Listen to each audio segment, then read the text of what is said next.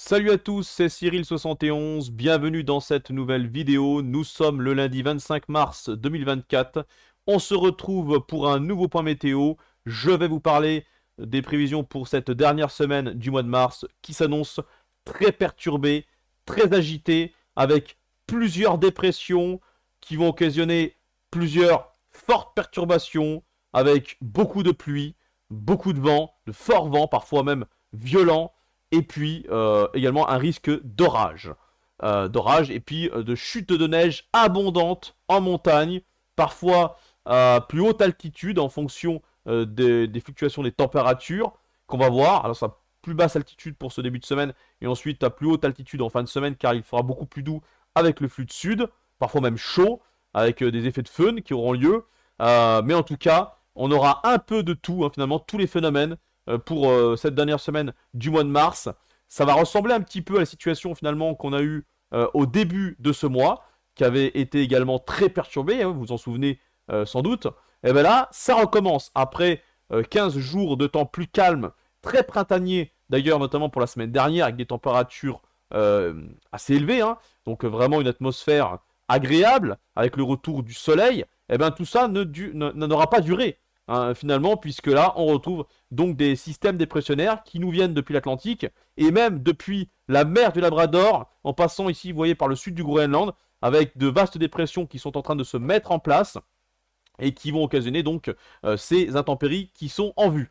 Alors là, pour ce début de semaine, on a l'amorce de la dégradation avec une première dépression, vous voyez, qui se situe sur le proche Atlantique, qui nous envoie déjà de l'humidité, notamment sur le sud du pays, avec un épisode Cévenol, on va dire temporaire, hein, et méditerranéen qui va avoir lieu pour ce début de semaine, puisque là, ça va surtout se concentrer sur ces régions.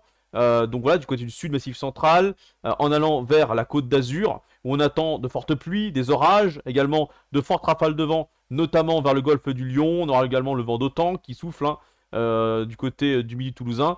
Et puis tout cela accompagné d'une atmosphère donc qui assez douce, hein, pour la moitié sud et des températures de saison pour la moitié nord pour ce début de semaine en tout cas. Et là, ce qui va se passer ensuite par rapport à l'évolution de cette dépression, vous allez voir ici pour ce mardi, je vous l'ai dit, les précipitations qui vont se renforcer donc sur les régions du sud-est que je viens de vous citer, avec des cumuls parfois encore importants. Voilà, bon, on peut pas être très précis, hein, car ça dépend des secteurs. Donc pour ça, je préfère pas vous donner trop de précision, même si je pense qu'on serait entre 100 et 200 mm, hein, localement. Donc ça s'annonce quand même bien pluvieux, avec localement des orages. Le vent de sud et sud-est, hein, qui sera donc assez soutenu, rafale jusqu'à 80-90 km/h, localement plus, notamment sur les reliefs massif central, et également sur les côtes de la Méditerranée. Donc vraiment un temps très agité, surtout sur le sud-est. Ailleurs, ça sera un régime d'averses, hein, globalement, avec peut-être quelques orages de masse d'air froid localement qui pourraient être présents. Mais dans tous les cas, pour ce mardi, c'est surtout sur le sud-est et l'est que ça va se concentrer. Ça va se poursuivre dans la nuit de mardi à mercredi avec le décalage de la dépression. Et donc ici, on va avoir une atmosphère, une masse d'air un peu plus froide qui va revenir. Donc la limite pluie-neige va s'abaisser très rapidement entre le Massif central, la vallée du Rhône et les Alpes. Et donc là, on pourrait avoir... Alors attention, hein, je vous l'ai dit, là, il va beaucoup pleuvoir, hein, sur cette partie-là. Mais la limite pluie-neige pourrait s'abaisser assez rapidement à très basse altitude dans la nuit de mardi à mercredi et jusqu'à mercredi matin, notamment mercredi matin en allant du côté de Rhône-Alpes, hein. Donc dans les vallées alpines, on pourrait avoir peut-être de la neige. Alors cette neige aura bien du mal à tenir puisque il y aura beaucoup plus avant, hein, dans les heures qui précèdent, donc c'est-à-dire tout au long de la journée de ce mardi, avec des cumuls importants, je vous l'ai dit. Donc forcément, cette neige ne tiendra pas forcément à basse altitude, mais en tout cas en montagne, à partir de la moyenne montagne, on attend pas mal de neige, hein, là entre mardi et mercredi, mercredi tout au long de la journée, puisque la perturbation va venir un petit peu se bloquer, notamment sur l'ensemble du relief des Alpes. Ailleurs, ça sera une accalmie, mais je vous l'ai dit, on aura une nouvelle perturbation qui va arriver, puisque regardez ce vaste système dépressionnaire qui nous vient, bah, je vous l'ai dit en début de point météo, hein, depuis directement, hein, depuis la mer du Labrador, Sud-Groenland, et qui glisse ici comme un toboggan sur l'Atlantique, hein, le toboggan atlantique d'ailleurs, puisqu'on a l'anticyclone qui est très loin, hein, à l'ouest des Açores, et qui se prolonge en direction de Terre-Neuve. Donc ici, on a le jet stream hein, qui circule. Et donc, on a une compression hein, de l'air qui se fait ici. Donc, on a les vents qui s'accélèrent avec des systèmes dépressionnaires qui du coup s'étirent en direction de notre pays. Hein. Et là, c'est pour ça qu'on n'aura quasiment aucune accalmie. Après la première perturbation de ce mardi, ça va s'enchaîner. On aura un front froid très actif qui va passer sur l'ensemble du pays dans la nuit de mercredi à jeudi.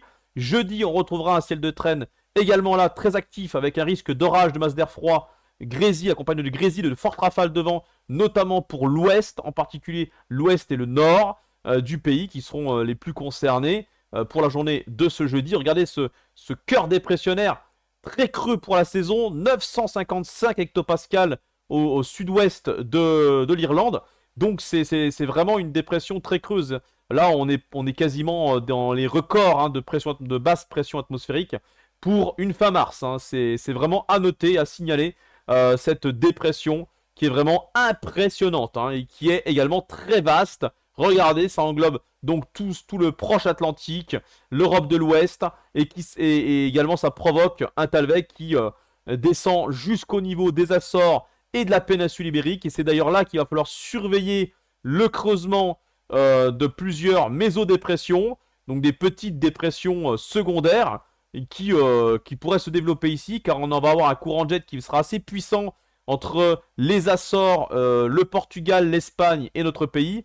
Donc là, plusieurs creusements qui auront lieu et on va regarder ça tout de suite. Donc ce qui va se passer déjà pour jeudi, je dis, hein, donc un ciel de traîne très actif sur notre pays. Mais pour vendredi, les cumuls de pluie va falloir les surveiller. Car ça ne sera pas seulement le sud-est hein, qui sera concerné cette semaine par de fortes pluies et un risque d'orage, mais également l'ouest du pays, hein, notamment le sud-ouest, plutôt la Nouvelle-Aquitaine, les Poitou-Charentes, le centre-ouest, hein, toutes les régions centrales également, qui pourraient être concernées par de très fortes pluies à partir de la nuit de jeudi à vendredi et également dans la journée de vendredi par rapport à des petites dépressions voilà, qu'on distingue à peine sur les modèles ici.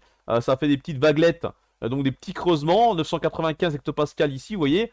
Donc ça occasionnera, c'est un front pluvieux très abondant, hein, vraiment très actif, de fortes pluies, hein, des pluies abondantes qui auront lieu donc sur cet axe-là, Nouvelle-Aquitaine jusqu'aux régions centrales. Il faudra surveiller les cours d'eau de nouveau, hein, qui pourraient très vite monter. D'ailleurs, certains ont à peine redescendu par rapport à cette accalmie qui aura lieu ces 2 dernières semaines. Donc malheureusement, là, les sols sont encore un petit peu gorgés d'eau. Et les fleuves ou les rivières assez hautes. Donc attention, ce qui pourrait se passer là, il faudra surveiller donc pour certaines régions. Donc pas seulement pour le sud-est, qui je sais, là aussi, sont souvent inondés depuis ce début de mois de mars avec plusieurs épisodes méditerranéens qui ont lieu. Mais là, encore une nouvelle fois, beaucoup de régions seront soumises à ces fortes pluies. Et puis en dehors des pluies et du risque d'orage, alors qui restera local, hein, bien entendu, on aura un vent fort, un vent puissant de sud qui va se mettre en place. Alors déjà, oui, pour parler du vent, pour revenir un petit peu sur ce phénomène, il y en aura également un jeudi, notamment pour les régions du nord-ouest, mais bon, ça sera pas non plus, sera loin d'être la tempête, hein, on sera peut-être dans un coup de vent qui restera classique, hein, même pas niveau fort coup de vent, car la dépression devrait rester un petit peu éloignée quand même. Donc vous voyez, les isobars sont pas très resserrés, on aura simplement du vent. Par contre, c'est vrai que sous les lignes de grains éventuelles, les averses dans le ciel de traîne de jeudi, les vents pourraient être assez forts, hein, donc il faudra être prudent. Là, localement, oui, des vents forts sont possibles. Mais en ce qui concerne vendredi, c'est un vent de sud qui va se mettre en place, puisque vous voyez, on a un petit redressement ici du flux. Et donc, après, par rapport aux fortes pluies donc, qui auront lieu, puisqu'on aura ce flux de sud à sud-ouest qui fera remonter beaucoup d'instabilité, depuis l'Espagne, depuis la Méditerranée en particulier. Donc là, avec ce Talweg hein, qui descend, vous voyez, quasiment jusqu'au niveau hein, des îles Canaries. Donc on a forcément énormément d'humidité, hein. L'atmosphère est gorgée d'humidité là. Du coup ça fait remonter beaucoup plus de pluie, hein. Il y a beaucoup plus de précipitations qui seront à risque de tomber sur notre pays par rapport à cette situation. Donc c'est pour ça qu'on aura également ces fortes pluies avec un risque de crue du coup. Mais pour les vents de sud, ça sera surtout pour le centre-est, hein, entre le sud-est au centre-est, la vallée du Rhône, massif central, où on attend des rafales localement tempétueuses. Il faudra revenir bien sûr sur cette information. Mais en tout cas, c'est possible que les vents dépassent les 100 km/h. Donc prudence à partir de vendredi matin, même dans la nuit de jeudi à vendredi déjà, ça devrait commencer à se renforcer. Vendredi, une bonne partie de la journée, le vent de sud va continuer à souffler, même s'il devrait légèrement s'affaiblir, toujours pour ces régions du centre-est. Et puis, encore une fois, il va beaucoup pleuvoir sur l'ouest. Entre le sud-ouest, l'ouest, les régions centrales, et éventuellement jusqu'au nord du pays. Même si les cumuls s'annoncent peut-être un peu moins importants en direction du nord. Mais en tout cas, voilà, on aura plusieurs mésodépressions. Vous voyez là, il y en a encore une.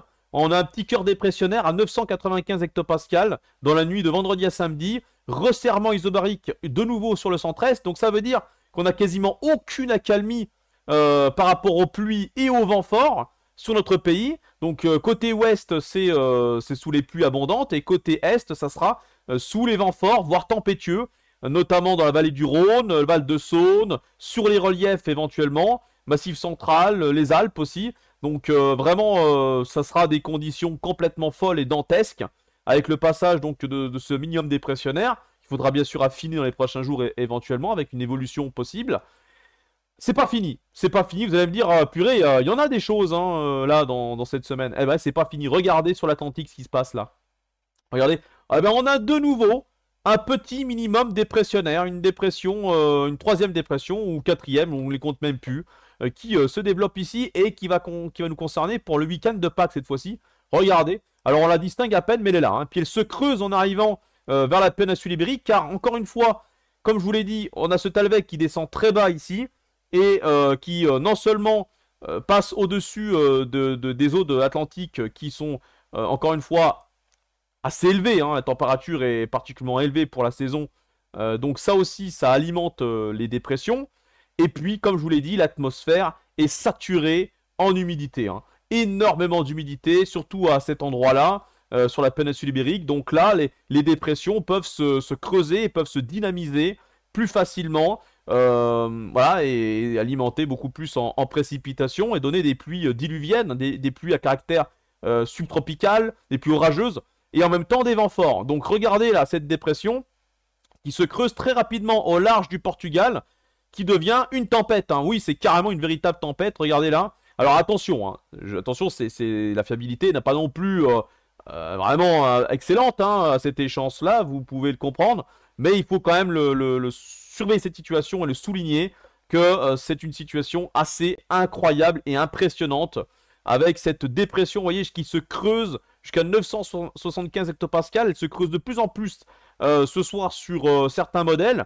Donc, qu'est-ce qui va se passer par rapport à cette dépression qui, vous voyez, reste un petit peu en marche sur l'Atlantique, mais on ne connaît pas encore sa direction ni son intensité. Mais en tous les cas, là, dépression très creuse, isobare très resserré. On a déjà une tempête importante sur le Portugal et l'Espagne, qui va ensuite passer frôler l'ouest du pays. Et sur notre pays, ce qui va se passer, c'est qu'on pourrait avoir des fronts orageux très actifs. Même si on n'est pas concerné directement par cette tempête qui serait un petit peu en retrait sur l'ouest. Mais globalement, on aurait quand même un fort coup de vent qui pourrait concerner les côtes de l'ouest. Un fort coup de vent de nouveau dans la vallée du Rhône.